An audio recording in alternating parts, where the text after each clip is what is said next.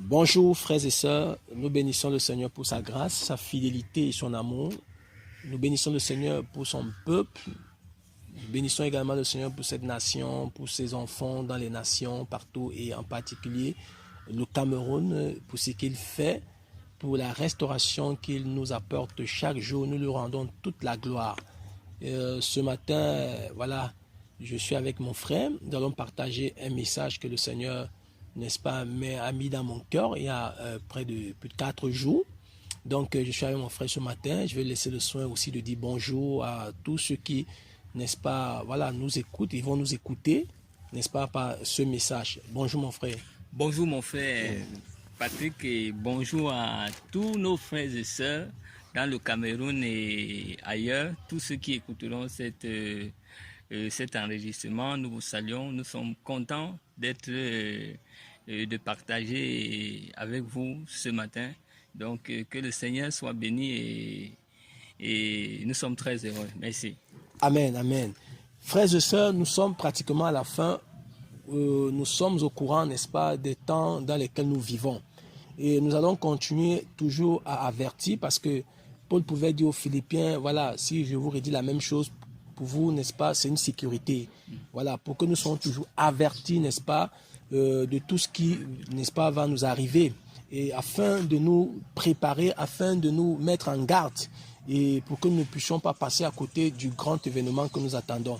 Donc ce matin, nous allons partager la parole du Seigneur dans 1 Samuel 2, là-bas, à partir du verset 12 jusqu'au verset 25. D'accord. Est-ce que tu peux nous faire la lecture, mon frère? Ok, d'accord. 1 Samuel, chapitre 2, à partir du verset 12 jusqu'au verset 25. Voici les écrits. Or, les fils d'Élie étaient des fils de Bélial, et ils ne connaissaient pas Yahweh. Et voici la coutume de ces prêtres envers le peuple. Lorsque quelqu'un faisait quelque sacrifice, le sacrificateur, le serviteur du prêtre, venait lorsqu'on faisait bouillir la chair, ayant à la main une fourchette à 3 dents, avec laquelle il piquait dans la chaudière, dans le chaudron, dans la marmite, dans le pot. Le prêtre prenait pour lui tout ce que la fourchette enlevait. C'est ainsi qu'il agissait envers tous ceux d'Israël qui venaient à Shilo.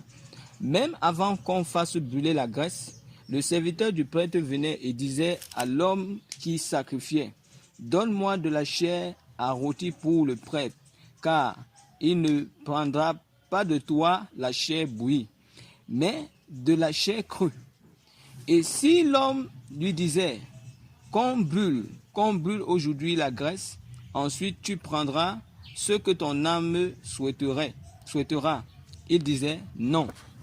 Mais tu en donneras maintenant, sinon j'en prendrai de force. Et le péché de ces jeunes hommes fut très grand devant Yahweh, car ces hommes méprisaient l'offrande de Yahweh. Shemuel faisait le service en présence de Yahweh, étant un jeune garçon, saint d'un éphod en lin. Sa mère lui faisait une petite tunique qu'elle lui apportait d'année en année quand elle montait avec son mari pour offrir le sacrifice annuel. Élie bénit Elkana et sa femme et dit, que Yahweh te donne des enfants de cette femme. Donne des enfants pour cette femme, pour le prêt qu'elle a fait à Yahweh. Et ils s'en retournèrent chez eux. Et Yahweh visita Shana. Elle devint enceinte et enfanta 3 fils et 2 filles. Et le jeune garçon Shemuel grandissait en présence de Yahweh. Or, Élie était très vieux. Il entendait dire comment ses fils agissaient à l'égard de tout Israël et comment ils couchaient avec des femmes qui s'assemblaient à la porte de la tente d'assignation. Et il leur dit, pourquoi commettez-vous de telles choses? Car j'apprends vos méchantes actions de tout le peuple. Ne faites plus cela, mes fils, car ce que j'entends dire de vous n'est pas bon. Vous faites pécher le peuple de Yahweh. Si un homme a péché contre un autre homme, le juge interviendra. Mais si quelqu'un pêche contre Yahweh, qui interviendra pour lui? Mais il n'obéit pas à la voix de leur père, parce que Yahweh voulait les faire mourir. Amen. Amen. Nous allons prier, mon frère. Seigneur, nous te bénissons, nous te rendons grâce. Merci encore, Seigneur, pour ce moment. Merci pour ce partage, Seigneur. Merci encore, Père, pour cette nation. Seigneur, tu sais toutes choses. Nous voulons, Papa, te remettre ce moment afin que tu prennes le contrôle, Seigneur, et qu'au travers de ce message, tu parles à ton peuple, Yahweh. Seigneur, nous ne sommes rien. Nous ne connaissons rien, Seigneur. C'est toi qui es l'enseignant par excellence, Seigneur. Seigneur, nous nous levons, Seigneur, pour cette nation. Nous voulons, Seigneur, au travers, Seigneur, oh Papa, de ce que tu feras, Papa, participer également, Seigneur, à tout ce que tu feras dans cette nation. Nous voulons voir le réveil dans cette nation. Nous voulons voir les vies transformées, Seigneur, nos familles touchées, Père. Oh Père, Seigneur, continue à te glorifier dans cette nation. Merci, Père, infiniment pour tout ce que tu fais et que tu feras au nom de Yeshua. Prends le contrôle de ce partage, Seigneur, que toute la gloire te revienne au nom de Yeshua. Amen. Amen. Frère, nous, ici, nous assistons à une histoire qui s'est passée ici avec les fils, n'est-ce pas, d'Élie. La Bible nous dit qu'ils étaient des fils de Bélial également. Or, le mot Bélial vient de l'hébreu Bélial, qui signifie indigne, bon à rien, méchant, ruine, destruction. C'est aussi un nom qui est, n'est-ce pas, attribué à Satan. Et frère, nous allons voir le comportement des enfants d'Élie, des fils d'Élie. La Bible dit qu'ils étaient des fils de Bélial. Alors, qu'est-ce qui se passait? Ils empêchaient, n'est-ce pas, des adorateurs, je dirais, de cette époque-là, à sacrifier à Yahweh. Comment ils le faisaient, n'est-ce pas?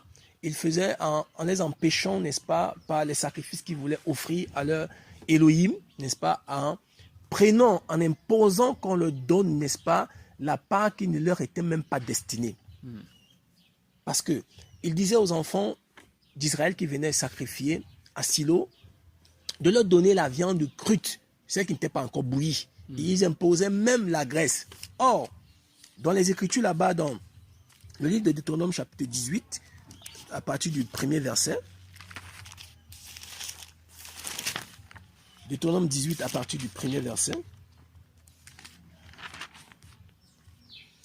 je vais faire la lecture.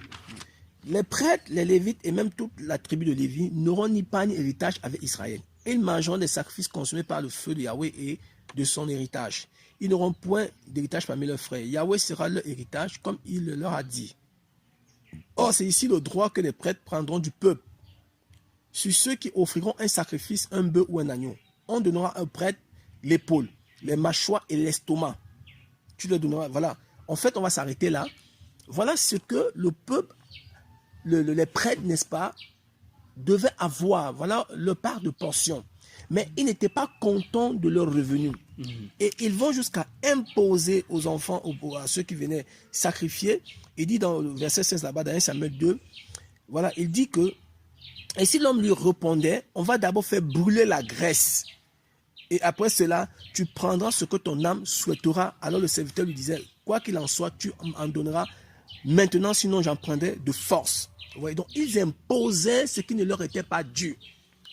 Vous voyez, même ceux qui venaient adorer avec la connaissance de la loi, ils savaient que la graisse, selon Lévitique 7 là-bas, 31, devait être consumée. On va le prendre Lévitique chapitre 7 là-bas. Lévitique chapitre 7. Nous parlons des fils de Bélial, le caractère ou encore bien les attitudes des fils de Bélial, leur comportement. Et nous sommes dans un temps, nous vivons encore ces mêmes réalités, la conduite des personnes qui se font passer, n'est-ce pas, pour les enfants du Seigneur, mais qui ont, n'est-ce pas, cette sémence du serpent. Lévitique chapitre 7, verset 31, il est écrit, puis le prêtre brûlera la graisse sur l'autel, mais la poitrine sera pour Aaron et ses fils. Vous voyez? Mais alors, ils empêchaient que la graisse ne soit brûlée sur l'autel. Ils exigeaient même la graisse qui devait revenir à Yahweh. En gros, ils voulaient prendre l'adoration qui revenait à Yahweh. Vous voyez? Et ce caractère, cette attitude n'était pas digne, n'est-ce pas, des personnes qui devaient être des sacrificateurs, qui devaient être pourtant des conducteurs, des personnes qui allaient, n'est-ce pas, emmener le peuple vers Elohim, mais ils faisaient tout le contraire. Ils agissaient méchamment, n'est-ce pas, à l'égard de ceux qui venaient offrir des sacrifices à Yahweh. n'étant pas contents des portions de sacrifices qui leur étaient destinées selon la loi de Moshe. Et voilà l'attitude que ces gens avaient. Donc ils allaient jusqu'à exiger même des adorateurs qui leur donnent la viande crue, y compris, n'est-ce pas, la graisse. Y compris la graisse. Oh mon frère. Et quelque chose ici qui va encore vraiment nous marquer, c'est qu'ils allaient même avec les femmes qui servaient au temple. Selon je crois, Exode 28 là-bas, parce que dans Exode 28, il était écrit que, dans le livre d'Exode 28, ce que le Seigneur a fait, voilà, dans Exode 28 là-bas, à partir du verset 8, je crois, verset 8, nous sommes dans Exode 28.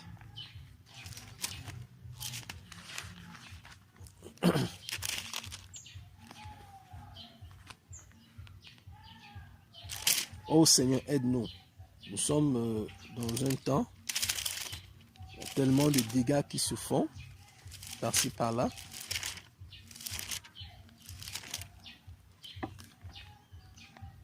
Donc, dans Exode 38, autant pour moi, à partir du verset 8. Il fit aussi la cuve d'airain et sa bâche d'airain avec des miroirs des femmes qui s'assemblaient à l'entrée de la tente d'assignation. N'est-ce pas? Et historiquement parlant, c'était, n'est-ce pas, cette pratique-là, c'était en fait une pratique cananéenne. Il y avait une prostitution, n'est-ce pas, dite sacrée, n'est-ce pas, qui était liée au culte des Cananéens. Et c'est là où ces enfants, ces fils de Bélial, n'est-ce pas, allaient copier là et venaient pratiquer ça dans le temple. Et ils empêchaient les enfants du Seigneur, le peuple d'Israël, à venir, n'est-ce pas, offrir, sacrifier à leur Elohim. Vous voyez? Et nous vivons ces mêmes choses, frère. Nous vivons ces mêmes choses. Regardez, remarquons que ces enfants d'Elohim, ces enfants d'Élie, autant pour moi, la Bible dit que les fils d'Élie étaient aussi fils de Bélial. Donc ils avaient deux identités. Ils étaient fils d'Élie selon la chair, ils étaient fils de Bélial selon la sémence, selon la postérité. Alléluia. Amen. Et quand on voit, Paul nous dit dans 1 Corinthiens 5 là-bas il nous dit dans 1 Corinthiens 5 que Yoshua Mashiach qui est né, qui est déclaré fils de David, voilà, selon la chair, qui est déclaré fils de David selon la chair, et fils de l'homme selon, n'est-ce pas, la sainteté par sa résurrection d'entre les morts. Vous voyez, et là-bas, il présente Yeshua, n'est-ce pas, Yeshua dans sa double nature, 100% Elohim et 100%, n'est-ce pas, homme, humain. Tu vois? Et également, regardez comment c'est, voilà, les Écritures nous parlent aussi des fils d'Élie, qui étaient aussi des fils de Bélial. Donc, ils avaient une double nature, une double vie. Vous voyez? Ils avaient un aspect humain. Ça veut dire que ces personnes pouvaient avoir, voilà, des comportements humains comme tout le monde. C'est-à-dire qu'ils pouvaient savoir dire bonjour aux gens. Ils pouvaient savoir dire que le Seigneur te bénisse. Ils pouvaient dire aux gens vraiment que le Seigneur aide. Mais au fond, c'était des loups. C'était des cruels, des méchants. C'était des personnes méchantes. Alors, pour leur connaître, il fallait les approcher. Il fallait aller vers eux. Et c'est ceux qui allaient sacrifier, qui pouvaient rapporter, n'est-ce pas, leur comportement au reste du peuple. Et la nouvelle va, n'est-ce pas, voilà, venir jusqu'aux oreilles de leur papa, qui va les reprendre. Et malheureusement pour eux, la Bible dit qu'ils n'ont pas écouté leur père, alors que selon la loi de Moïse, il était dit que c'était aux parents d'instruire les enfants, selon Deutéronome 6.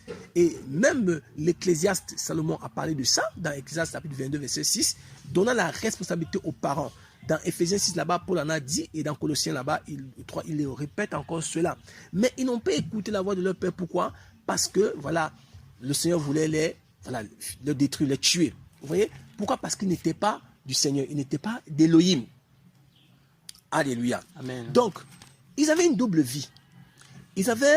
C'était des personnes qui étaient dans la duplicité. Quand on en trouve aussi aujourd'hui, des personnes qui sont au milieu de nous, qui sont dans des assemblées, ils enseignent, ils prêchent l'évangile, mais au fond, ils n'ont pas une vie qui glorifie le Seigneur. Ce sont des personnes qui sont là, qui passent le temps à rapporter des messages ça et là, à faire des enregistrements audio pour pouvoir détruire l'œuvre du Seigneur, pour pouvoir détruire les enfants du Seigneur.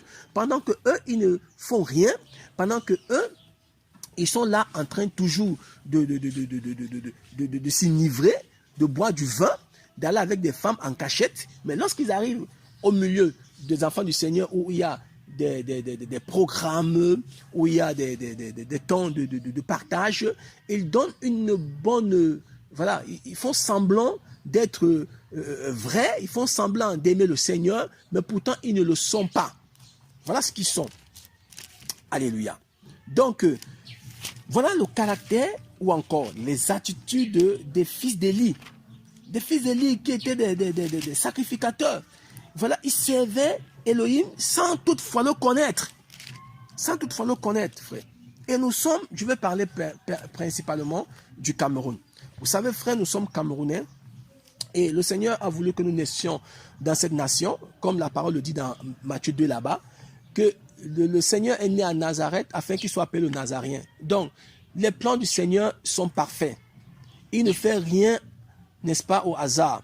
Il a tout prévu. Il a voulu que nous naissions au Cameroun pour porter l'étendard, n'est-ce pas, voilà, du réveil dans cette nation, pour travailler d'abord pour cette nation, bien que nous pouvons être appelés ça et là pour aller dans les nations, parce que en Machia, il n'y a pas de barrière. Voilà. Donc, mais pour le moment, nous sommes au Cameroun et nous allons parler du Cameroun. Cette nation, nous la portons vraiment à cœur et nous n'allons pas nous taire.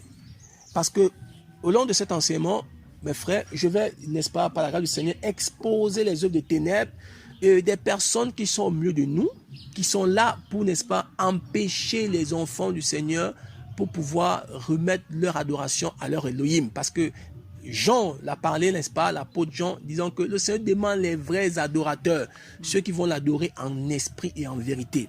Alléluia. Amen, amen. Ça, c'est la raison pour laquelle nous sommes appelés pour adorer le Seigneur. Or, sous la nouvelle alliance, Paul nous fait comprendre que le sacrifice, c'est nous. Nous allons aller pas à pas et nous allons comprendre certaines choses, mes frères. Je ne suis pas qualifié pour l'enseignement, mais je veux parler simplement, n'est-ce pas, de ce que le Seigneur a mis dans mon cœur et de pouvoir exposer toutes les œuvres des ténèbres afin que les vrais enfants du Seigneur, même ceux qui viennent nouvellement de se convertir, qui ne soient pas ébranlés par des choses qui vont comprendre ça et là. Parce que nous avons autour de nous des loups, des faux frères, des personnes qui ne sont pas du Seigneur et nous n'allons pas avoir peur de les dénoncer ouvertement. Tant que le Seigneur nous donnera le temps à vivre encore, pendant que nous y sommes et que nous voulons rebâtir comme l'a fait Néhémie parce qu'il avait un fardeau pour sa nation, comme l'a fait Josué, comme l'a fait Esdra, comme l'a fait Zorobabel, Zacharie et tout ce dont, n'est-ce pas, le Seigneur avait révélé l'esprit pour rebâtir la nation. Nous allons le faire et nous allons mettre hors de nous, comme Néhémie l'a fait, chasser tous ceux qui sont des rapporteurs de nouvelles, qui sont là pour nous épier. Nous allons nous séparer. Voilà, c'est ça. Parce que trop, c'est trop. Nous voulons, n'est-ce pas, travailler dans la transparence avec ce que le Seigneur fait dans cette nation. Nous voyons comment nous travaillons dans l'unité de l'esprit. Nous sommes soudés par la grâce du Seigneur et le Seigneur continue à nous aider dans ce sens. On n'en disconvient pas, on a des manquements, tous, c'est vrai, nous faisons beaucoup d'erreurs, mais le Seigneur ne cesse de nous encourager et de nous fortifier. Nous allons travailler partout, nous voyons des frères qui se lèvent là-bas à Limbé, nous voyons des frères au niveau des boulevards du Sud, qui iront partout à Mbam, à Saint-Mélima, à Kiosi encore. Je pense comme ça aussi à mes frères à Yaoundé là-bas, qui se lèvent pour travailler, n'est-ce pas? Nous voyons des frères au niveau de Douala, et nous allons travailler partout dans le Cameroun, et nous allons voir ce réveil que le Seigneur nous a promis. Que l'ennemi le veut, ne veut pas. Amen, ça a été déjà arrêté dans le conseil du Seigneur. Alléluia. Alléluia. Amen, amen. Donc mes frères, je ne sais pas mon frère si tu veux dire quelque chose avant que je continue. Bon, ce que je pourrais dire c'est, mon frère, les faux frères, ça ne manque jamais au milieu des assemblées de Dieu. Amen. Et il y en a toujours et il y en aura toujours. Et je crois que même depuis la Bible, le Seigneur nous a dit ça.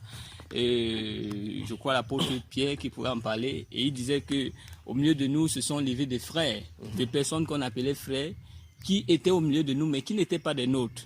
Donc tu vois, voilà l'apôtre Jean. Et il y en a toujours ça, et peut-être on devrait interpeller ou bien on devrait tout simplement aviser les chrétiens qui sachent qu'au milieu des assemblées de Dieu, il n'y a pas que toujours le bon, il y en a aussi le blé. Et maintenant c'est à nous d'être vigilants.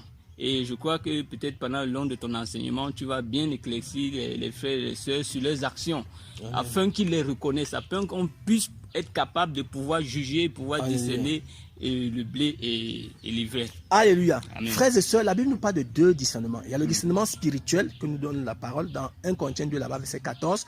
La Bible dit que l'homme spirituel a la pensée de l'Elohim.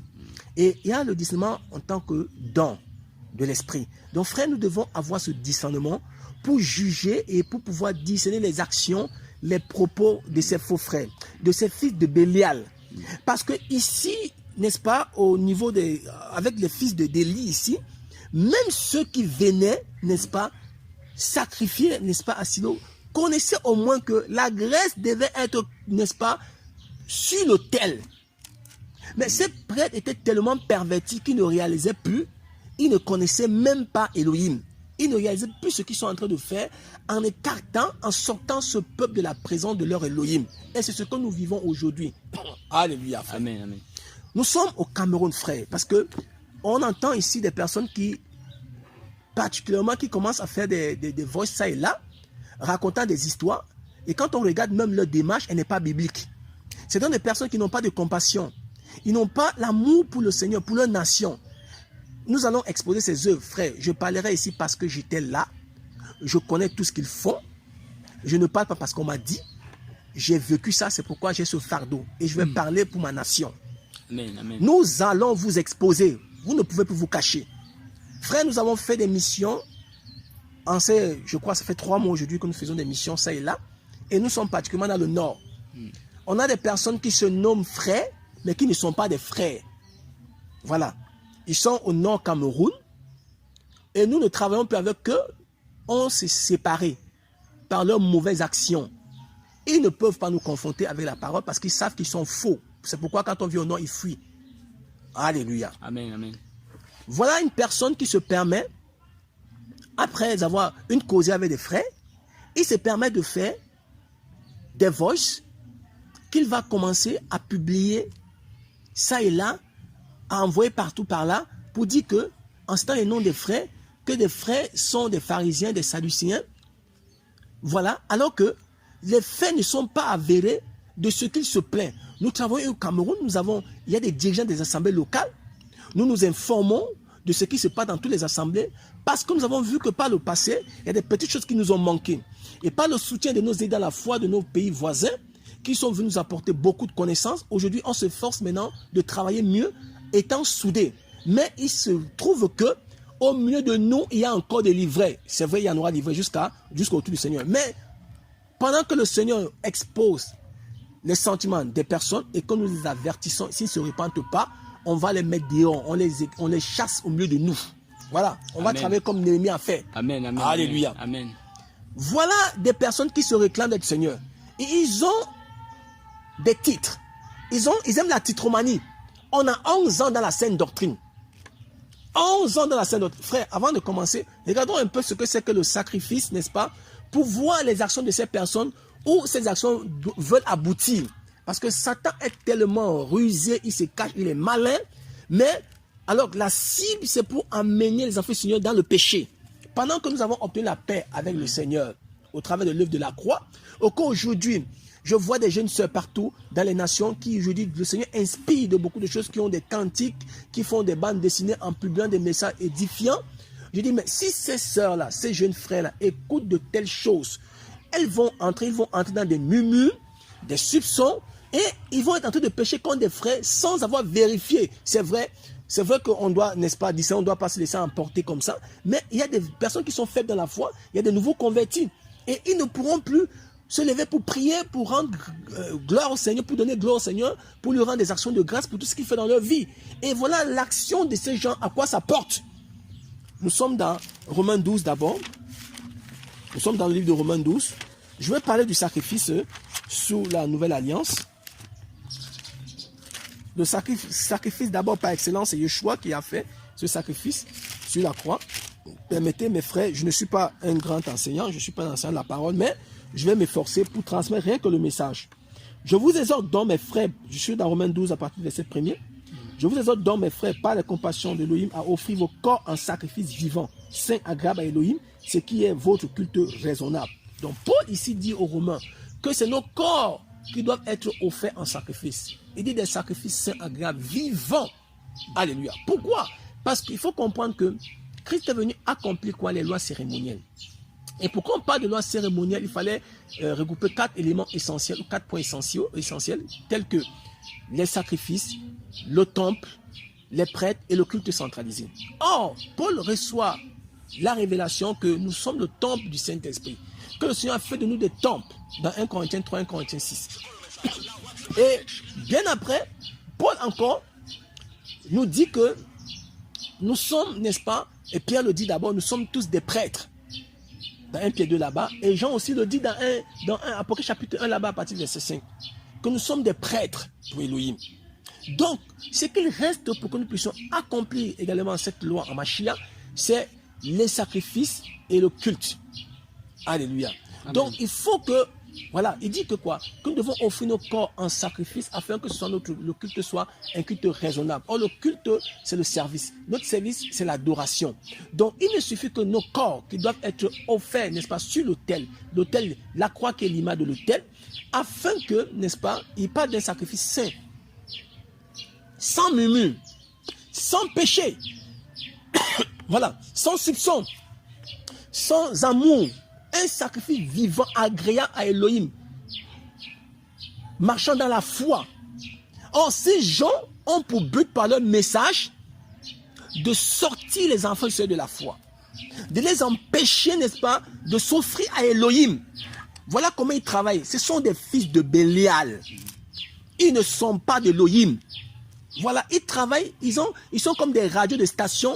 Ils ont des personnes à Douala, à Yaoundé, partout. Lorsqu'ils cherchent une faille dans la vie de quelqu'un, du coup, ils font des messages, ils envoient, ils vont balancer partout en Europe pour distraire les enfants du Seigneur. Vous faites quoi pour votre nation? Est-ce que vous vous levez, vous, pour aller ça et là dans des villes?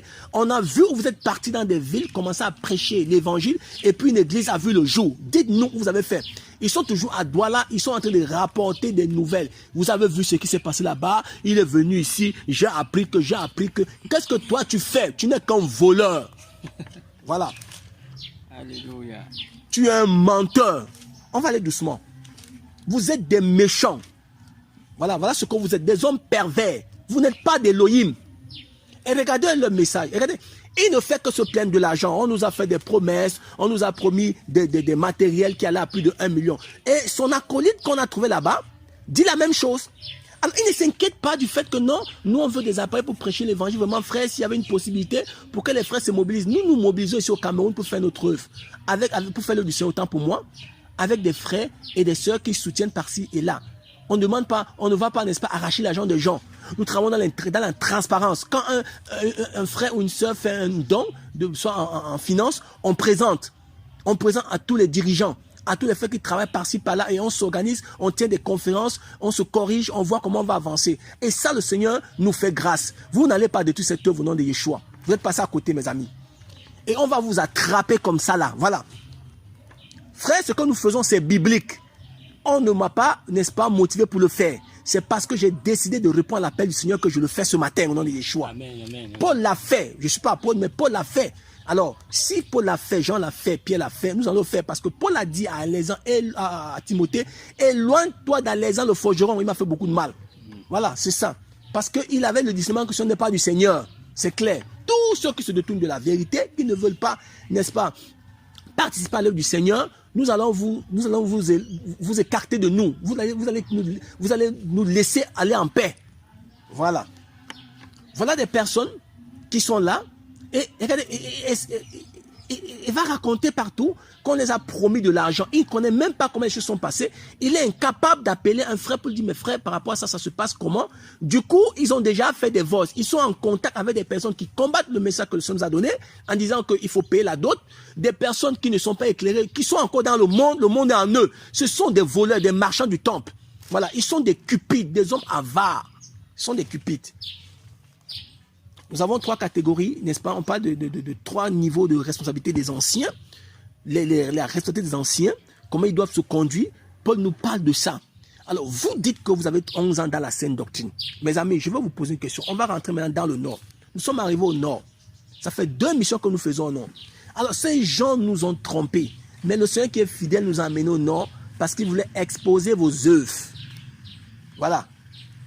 Il voulait exposer les œuvres de Bélial. On pose la question à son frère parce que lui, il a fui. Je lui ai fait des messages que nous sommes là. Il n'est pas venu nous rencontrer. Il fait venir nous rencontrer, qu'on discute. C'est ça, la Bible dit, si ton frère a péché, va vers lui. Il a péché contre toi, va vers lui. S'il ne t'écoute pas, prends 1 ou 2 frères. S'il ne t'écoute pas, dis-le à l'église. Voilà la démarche biblique. Qu'est-ce que toi, tu as fait comme démarche? S'il y avait une petite incompréhension, tu te permets une fois de faire des vols et en citant les noms des gens. Mon ami, tu es en train de combattre avec le Seigneur. Souviens-toi de ce que le Seigneur a dit à Apollos. Pourquoi me combats-tu? Parce que tu combattais les enfants du Seigneur. Mon frère, tu dois te repentir. Sinon, on va te dénoncer, on va citer ton nom. Voilà, on t'avertit d'abord. C'est un avertissement qu'on te donne. Tu es un voleur. Je sais, tu te connectes dans cette émission, tu vas suivre ce message-là.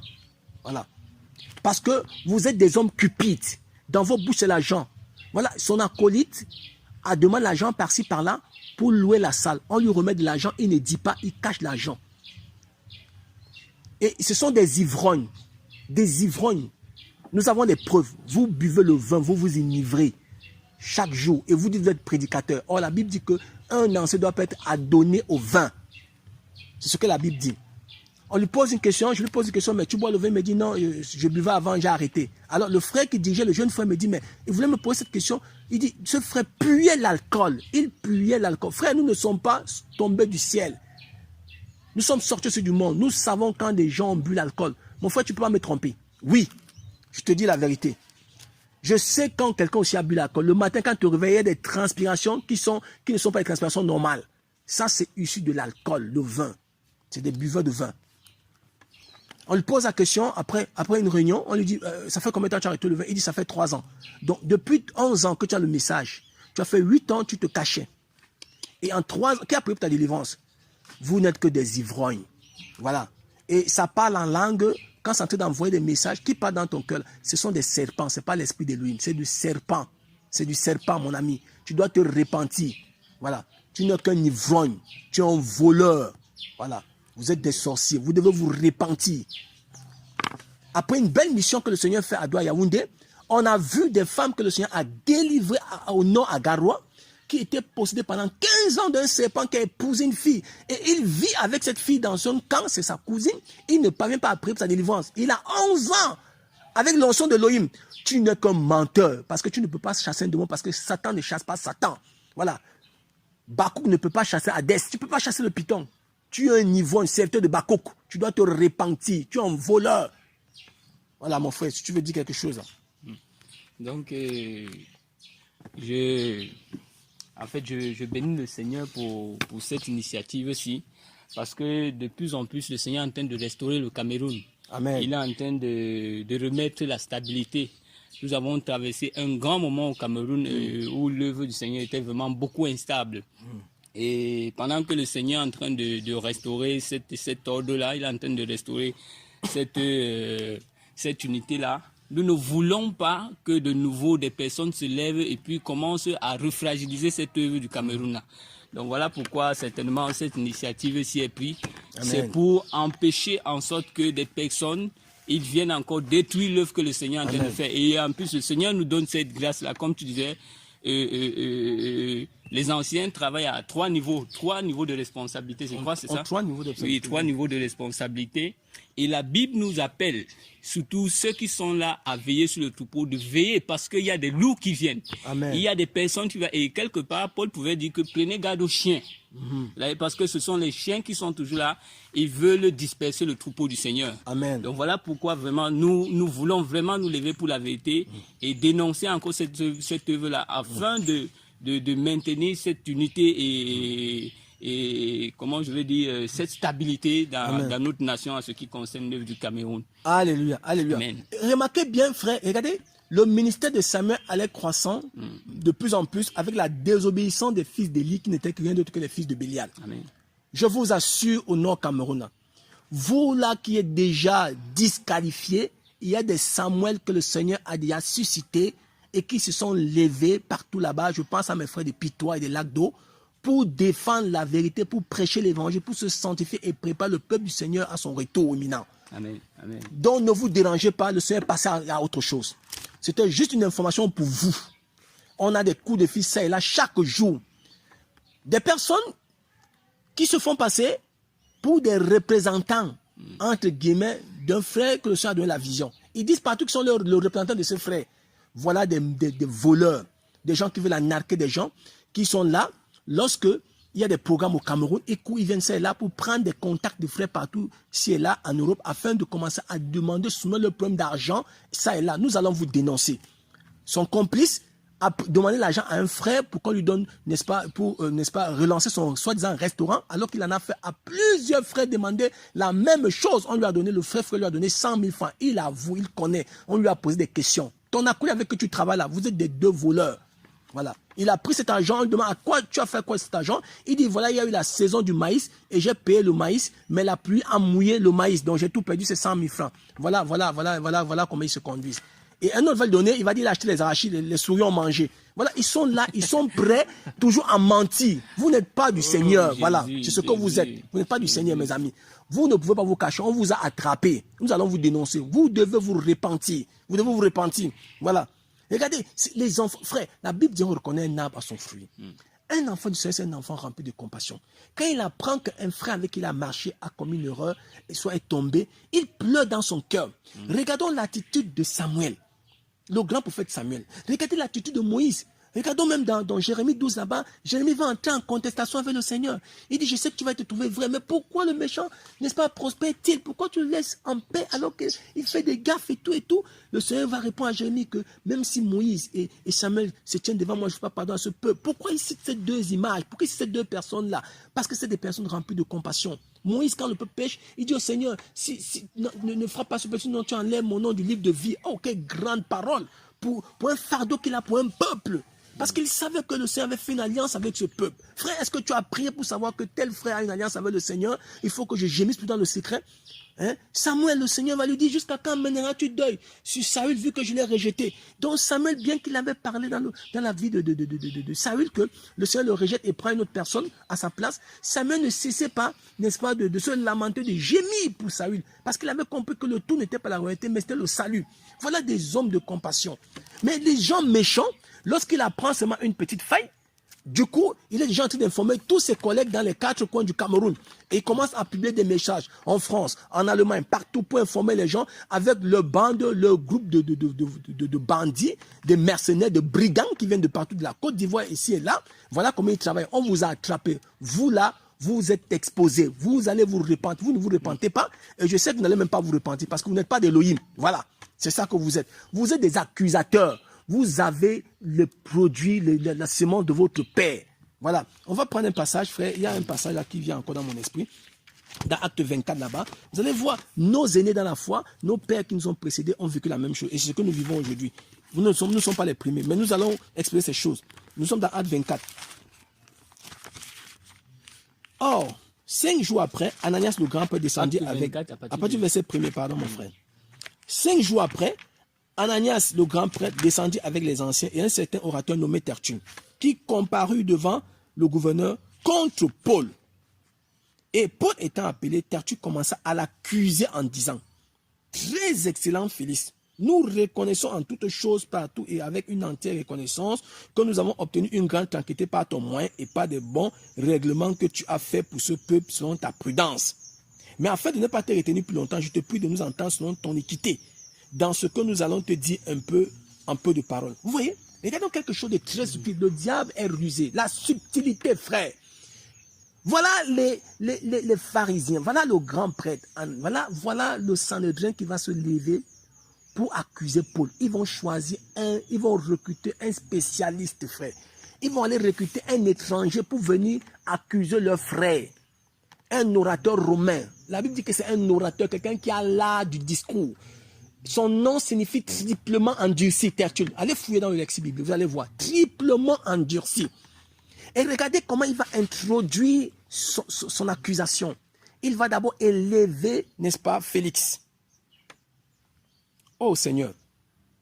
Alors ces gens, ils sont subtils. Il dit, vraiment, nous bénissons le Seigneur pour notre grand frère qui nous a formés dans la foi, qui nous a bâtis par ses enseignements, et il le casse après. C'est comme ça qu'ils font, ces gens-là. Ils vont dire, nous le bénissons, c'est un père pour nous, mais il a entouré des gens, tout ça, pour tromper la vision des gens. Vous êtes des voleurs, vous êtes des menteurs, des mécréants. Voilà, c'est ce que vous êtes. Vous faites ça pour attirer l'attention des gens afin qu'on écoute votre message. Il y a de la subtilité, de la ruse dans votre message, de la haine. Frère, je vais vous dénoncer au nom de Dieu. Nous allons vous dénoncer au Cameroun. Vous n'allez plus manipuler les Camerounais comme vous voulez. Voilà. Ce message va passer dans les réseaux sociaux et vos œuvres seront manifestes. Vous là au nord, vous êtes 2 là-bas. Voilà, je ne cite pas encore vos noms. J'attends que vous vous repentez et que vous demandez pardon au Cameroun, dans l'église du Cameroun. Si vous ne vous repentez pas, nous allons continuer. Le Seigneur nous donne beaucoup d'inspiration ces derniers temps. Voilà, ça brûle là. On va vous dénoncer publiquement. Vos œuvres seront exposées à la lumière des Écritures. Voilà ce que nous allons faire. Vous n'allez pas passer comme ça, mes amis. Vous n'êtes pas des frères. Vous n'allez pas passer comme ça. Voilà. C'est ce que vous êtes. Pardon. Vous n'allez pas vous en sortir. Alors, on a mis ces gens dans des groupes, dans un forum dans lequel nous préparons des missions. Il est sorti parce qu'il dit qu'il a eu une incompréhension avec un frère. Il sort sans avertir. Il manque d'impolitesse. Qu'est-ce que nous t'avons fait pour que tu ne nous dises pas que frère, je ne suis pas d'accord de ceci. Voilà, est-ce qu'on peut parler, on peut causer, nous sommes humains. Nous avons de l'âge. Mais qu'est-ce que tu as fait? Tu sors sans avertir, de l'impolitesse. Parce que tu es un ivrogne. Tu avais déjà bu ce matin, tu étais ivre. Avant de venir, tu avais préparé ton forfait avec ton acolyte ivrogne. Vous êtes des serviteurs de Bakouk. Voilà, c'est ce que vous êtes. Vous ne pouvez pas vous en tirer comme ça. Voilà. Dionysos, vous le servez. Ça va, c'est ça. Donc, voilà des accusateurs qui sont venus accuser Paul. Voilà un accusateur, un spécialiste. On l'a placé là. Vous voyez, regardez un peu ce que Satan a fait à Josué là-bas dans Zacharie 3. Il s'est tenu à la droite, pas à la gauche, parce qu'il sait que la droite, c'est la puissance, l'autorité. Donc, parce que Zacharie, le Josué, autant pour moi, le sacrificateur, était dans le péché, avec commis une erreur envers le Seigneur. Mais il a oublié que quand le Seigneur fait une alliance avec quelqu'un, tu ne peux pas le détruire, mon ami. Tu ne peux pas détruire les enfants du Seigneur. Je ne parle pas ici parce qu'on m'a poussé pour parler. Parce que je veux répondre à l'appel du Seigneur, mon ami. Donc, quand un membre souffre, tout le corps souffre. Tu as chaud, tu ne vas pas t'en sortir, mon ami. Voilà. On va te suivre partout. Tu vas adorer, il y a des enfants là-bas, il y a des frères là-bas dynamiques, ils vont te dénoncer publiquement. Vous là, c'est maintenant comme ça, on va traiter avec vous ici. Vous faites trop de dégâts dans des vies. On ne voit pas des âmes à qui vous allez prêcher l'évangile, que vous encadrez. Nulle part. Vous vous levez, vous partez où? Qu'est-ce que vous faites dans cette nation? En dehors d'avoir les numéros de gens, soutenez-nous, voilà ceci, vous montez, vous descendez, vous laissez vos barbes comme des destructeurs, des personnes qui préparent des bombes partout. Et vous êtes là avec des numéros de gens dans votre téléphone pour toujours envoyer les messages. Les gens sont là, ils sont en train de se préparer pour le retour de leur maître, de leur époux, mais vous passez tout le temps à leur envoyer des messages. Voilà ce que vous faites. Et vous parlez en langue. Quelle langue vous parlez là? Qu'est-ce qu'ils parlent là? Tu es ivre, tu es ivrogne. On t'a exposé. Beaucoup de gens connaissent ce que tu fais. Tu ne vas plus tromper les gens du Nord là, ceux qui viennent se convertir là. Ils te connaissent. Ils empêchent les gens de venir au programme. Voilà l'esprit de Dieu trèfle. Voilà. Les hommes même et les esprits ne meurent pas. Et cet homme-là, il dit à un frère, il vient dans une réunion de rencontre, il voit un frère qui prend la Bible, commence à lire la parole, il cite des versets, il dit à ce frère, on ne doit plus utiliser la Bible parce que nous avons la parole en nous. Et c'est le même thème qu'il utilise. Vous voyez, il y a un esprit là, qui règne là. Après, il va dire qu'ils ont la révélation du 3e Testament. Ce sont eux là, on vous voit venir. On a le discernement aiguisé. Pour vous là, vous n'allez pas vous en sortir. Vous êtes des faux frères. Voilà. Vous êtes deux là, avec ton acolyte. Un autre bandit. Voilà, mon frère, si tu vas dire quelque chose. Donc, ce que je voudrais ajouter, c'est que une grande caractéristique, une grande attitude qu'on trouve vraiment chez ces fils de Bélial, là, c'est, comme on est en train de parler là, c'est, comment ça s'appelle là, ces accusations fausses là. Oui. C'est un nom particulier là, ça m'échappe un peu là. La calomnie, voilà, c'est ça. C'est une attitude phare des enfants des fils de Bélial. Vous allez vous rendre compte que dans la Bible, quelque part, Paul pouvait faire mention quelque part dans un livre, dans une épître. Ils disent que ces gens-là, ils vous calomnient, bien qu'ils s'en rendent même compte que vous avez des bonnes œuvres. Amen. Souvent, à des moments même, ils s'en rendent compte que non. Quand on voit les démarches des personnes, on voit comment les gens se conduisent. Ils sont certains qu'il y a le fruit de Dieu dans leur vie. Amen. Mais ça ne les empêche pas de faire ce qu'ils veulent faire. Voyez, parce qu'ils ne sont pas des enfants de Dieu. Alléluia. Alors, moi, je me pose la question de savoir comment est-ce que tu peux être avec un frère et un frère remarque une chose sur toi. Il n'a pas remarqué 2, 3 choses. Et il n'est pas venu vers toi pour se plaindre d'une attitude qu'il a vue auprès de toi qui n'est pas du Seigneur. La Bible dit que quoi? Quand un frère a péché contre toi, va d'abord, tu le reprends seul à seul. Et s'il n'écoute pas, tu prends un autre frère. Et s'il n'écoute pas ce frère-là, vous pouvez le dire à l'église. Mais tu n'es pas passé par cette procédure-là. Tu n'as pas opté cette procédure. Et puis un frère a peut-être commis quelque chose que tu n'as pas bien compris, peut-être le centre. Au lieu de te rapprocher vers ce frère, tu ne prends pas la peine de te rapprocher vers lui. et puis tu te mets à divulguer certaines informations. Donc ça c'est une attitude, voilà, qu'on remarque très souvent. Et on doit viser les chrétiens. Ils doivent être au courant, ils doivent être vigilants sur cette attitude-là. Amen, amen. Quand un frère vient déjà vous dire des choses sur une autre personne et vous lui posez, allez poser-lui d'abord la question de savoir est-ce que tu as parlé avec ce frère-là? Quelle était ta démarche? Voilà, quelle a été ta démarche? Je vais appeler ce frère, on va parler ensemble. Voilà, s'il ment, il sera exposé. Voilà. Voilà, donc il y a souvent ces attitudes-là. Donc que les chrétiens soient bien vigilants. Quand on vient se plaindre de vous, d'un frère, ou bien d'une sœur, ou bien quand vous écoutez un message, essayez d'abord de demander à ce frère quelle est l'attitude que tu as adoptée. S'il n'y a pas d'attitude qu'il a adoptée, discernez. Vous pouvez discerner par là que certainement l'ennemi est derrière. Alléluia. Amen, amen. La Bible dit de ne pas ajouter foi à tout esprit. Amen, il faut éprouver pour savoir s'ils sont d'Élohim. Il faut éprouver les esprits. Il faut juger avec la parole. C'est pourquoi nous, les chrétiens, que le Seigneur nous fasse garder matures de plus en plus. On a des faux frères partout. Ici, ils sont pleins là. Ils ont fui les assemblées. D'autres qui sont des voleurs, qui volent les appareils, qui sont des techniciens, mais ils volent les télévisions des gens jusqu'aux frères même. Et ils passent partout à dire Yeshua n'est pas Elohim, Yeshua n'est pas Elohim, Jésus-Christ n'est pas Dieu. Voilà, alors des personnes comme ça, ils se cachent derrière des enseignements alors qu'ils ont une vie de vol. C'est des personnes qui n'ont pas aimé la sanctification. Voilà, ils n'ont pas reçu l'esprit de sainteté pour se sanctifier. Voilà. Alors tous ces gens-là, ils se cachent derrière des problèmes. Voilà, il n'y a pas l'amour, il n'y a pas ceci, dans l'œuvre il y a ceci. En tout cas, ils ont quelque chose qui fuit. Ils ne veulent pas se sanctifier, un point très. Comme ce voleur qui a acheté le travail, qui emmène les chrétiens à faire des faux permis. Et il se plaint partout. Voilà, il casse le message que ça nous a donné, mais ils en porteront la peine. Voilà. Ce sont des personnes qui sont déjà marquées au fer rouge. C'est des personnes qui ne sont pas du Seigneur. Voilà, la Bible parle des personnes qui sont nées pour être prises et être détruites. Ce sont des faux frères. Ce sont des faux frères. Il faut faire attention, frère. Un enfant du Seigneur, il est sensible du début de sa conversion jusqu'à la fin, à la voix de l'Élohim. C'est quelqu'un, même quand il a raison, il pleure. Il cherche toujours la paix. Il dit, mes frères, il veut aller s'expliquer même. Même si on dit qu'il veut se faire justice, il sent en lui quand même, il veut pardonner toujours. Il veut toujours que les gens soient en paix. C'est ça d'abord, c'est ça. Parce qu'il a obtenu la paix. Il a eu la paix. Il a cet esprit de paix en lui là. Mais un enfant de Bélial là, il vous épie là. Ils sont là comme ça. Des faux frères. Paul dit dans 2, nous sommes dans Galates chapitre 2 là-bas. Voilà. Nous sommes dans Galates chapitre 2, à partir du premier verset.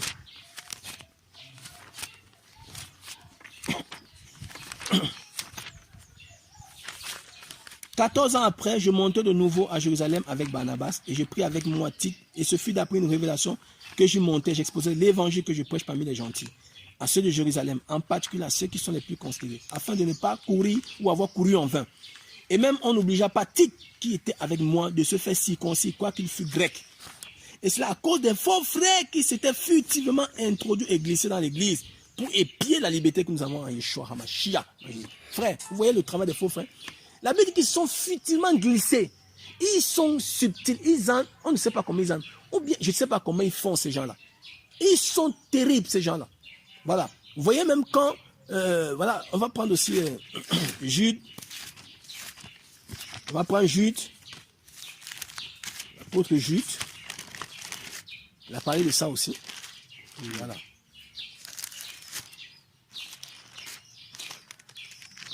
Jude, premier verset, tu peux lire mon frère.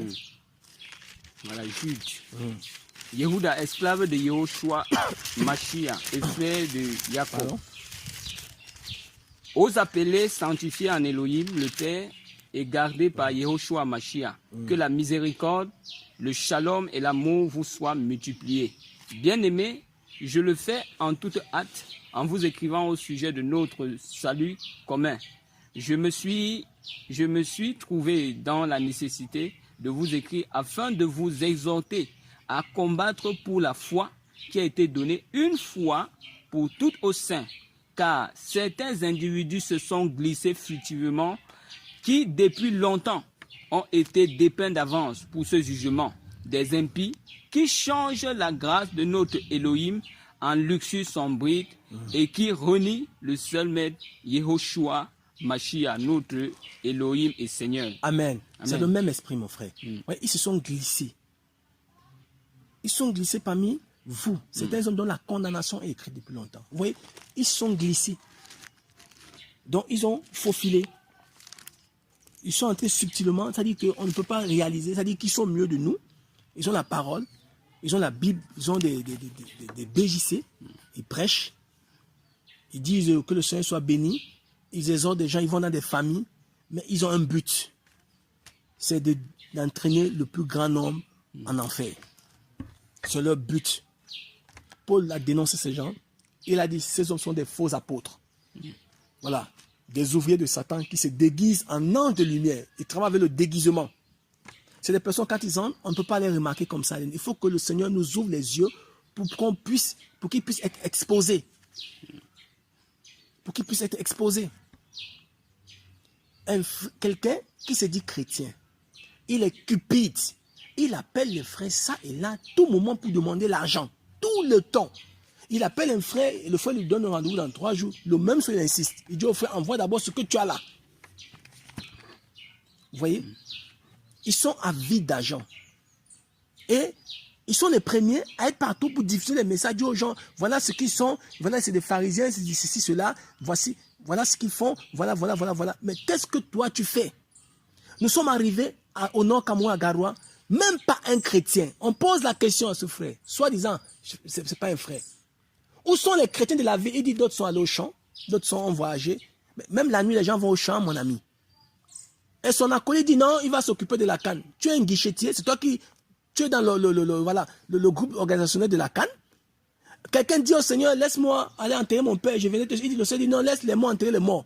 C'est une raison quand même valable. Oui, il ne fallait pas laisser le corps se décomposer. Mais le Seigneur a dit, laisse cela faire. Laisse les morts le faire. Toi, viens et suis-moi. Mais toi, tu dis que tu vas t'occuper de la canne, mon ami. Et tu dis que tu es un chrétien, quelqu'un qui a un fardeau pour sa nation. Alors qu'il y a une mission qui se fait à Garoua, où tu devais être en train de donner, rassembler les gens, appeler les gens de venir écouter le message du Seigneur. Tu n'es pas du Seigneur, mon ami. Examine-toi bien, tu dois te repentir, s'il est possible que tu sois sauvé. Parce que les fils d'Élie, ils ont refusé d'écouter leur père parce que le Seigneur voulait les faire mourir. Regardez vos voies. Examinez vous-même. Paul dit, examinez-vous pour savoir si vous êtes dans la foi. À moins que vous ne soyez réprouvés. Éprouvez-vous vous-même. Regardez bien si vous êtes dans la foi. Peut-être vous vous séduisez, mais vous n'avez aucune conduite des enfants du Seigneur. Vous n'avez pas les attitudes des enfants du Seigneur. Alors il faut vous repentir s'il est possible. Et vous convertir à Yeshua HaMashiach. Voilà. Arrêtez de tromper les gens. Arrêtez de vouloir de diffuser des messages pour, n'est-ce pas, de plus en plus diviser le peuple du Seigneur. Voilà, mettre des murmures dans le cœur des chrétiens. Arrêtez cet esprit-là. Si vous avez un fardeau pour la nation, travaillez pour votre nation. Quelle est l'œuvre que vous faites? Là où vous êtes là, quelle est l'œuvre que vous faites? Les âmes du Seigneur que vous avez trouvées, ce n'est pas vous qui leur avez prêché l'évangile. Et vous voulez commencer à prendre, n'est-ce pas, cette gloire-là pour vous. Allez aussi prêcher l'évangile dans des villes et vous commencez à enseigner les chrétiens comme les autres le font. Et nous, on saura que vous êtes du Seigneur. Que d'envoyer des voces, c'est là. Voilà, vous êtes des hommes pervers. Voilà ce que vous êtes. Ouais, mon frère, si tu vas dire quelque chose, on va arrêter avec ça. Que le Seigneur soit béni. Ok, d'accord. Juste appeler nos frères et nos sœurs qui ont des comportements qui ne sont pas vraiment de la nature du Seigneur, qui ne relèvent pas de la vie de Dieu, à se repentir. Vous savez, on ne peut pas jouer un double rôle devant le Seigneur. La Bible dit que Dieu sonde les cœurs et les reins, il voit toutes choses. Donc on peut se cacher devant un homme, on peut se cacher devant quelqu'un, mais Dieu qui est grand, qui est omniscient, omniprésent et qui est puissant, il voit toutes choses. Amen. Donc on ne peut pas avoir deux cœurs devant le Seigneur, on ne peut pas jouer des rôles, on ne peut pas être comme des comédiens devant Dieu, parce que Dieu voit et il sait toutes choses. D'où vraiment je veux dire à nos frères qui peuvent avoir à des moments jouer ce double, avoir cette double identité. Voilà, cette double identité, voilà, de revenir vraiment au Seigneur de tout leur cœur pendant qu'il est encore temps. Parce que nul ne sait quand est-ce la mort nous frappe. Quand elle arrive, elle ne prend pas rendez-vous avec quelqu'un. Et le plus pire serait de voir un homme qui aurait vécu sur la terre. Nous le prêchons chaque jour. Mais à des moments, des gens ne réalisent pas que vraiment, ils sont dans une situation pas confortable, pas bien. Parce que si la mort les trouve là, ce ne serait pas avantageux pour eux. Donc nous les appelons vraiment à la repentance. Alléluia. Amen. Amen. Que le Seigneur soit béni. Vous voyez, chrétiens discernons, ayons cet esprit de discernement. voilà, des personnes voilà, qui ont l'art d'accuser, mais qui vont d'abord faire semblant d'apprécier les gens afin de casser tout ce qu'ils font, tout ce que ces personnes, n'est-ce pas, font autour d'eux. Voilà, c'est là le but du diable. Donc, que le Seigneur soit béni, soyons en paix, paix et grâce sur tous. Amen. Amen.